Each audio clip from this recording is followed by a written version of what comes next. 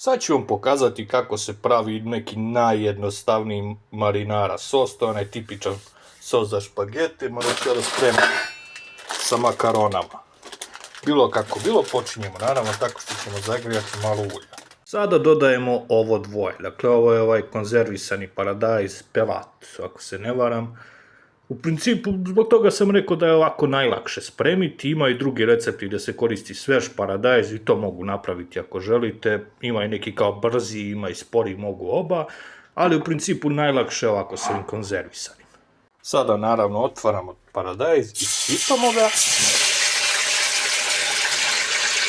Za sada će to izgledati ovako, dakle vidi se da su još uvijek u komadu i treba će vremena dok se oni istope, jeli, malo s pomoć pritiskanja i to, ali i ovo će potrajati.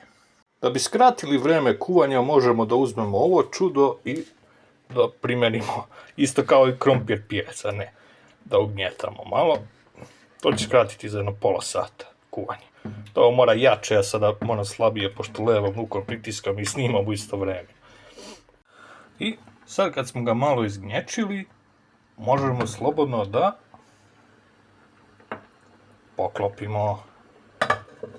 Spremit ćemo je malo belog luka, ne treba više od ovoga.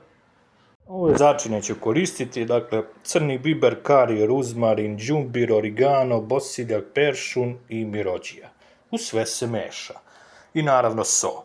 Neću stavljati i ovu tucanu papriku jer mi je nestalo, inače bih je stavio. Evo kako izgleda nakon nekih 20 minuta. Znači sada već možemo kuvamo makarone. Makarone i sos su gotovi, ovdje je malo loše svjetlo pa ne izgleda baš lepo. Sad ćemo sipamo sos u makarone. Ovako izgleda završeno jelo. Naravno možete staviti malo parmezana preko, imate da kupite onaj usitnjeni. Ja ga iskreno ne volim, a i ovako može da se jede i kad se posti.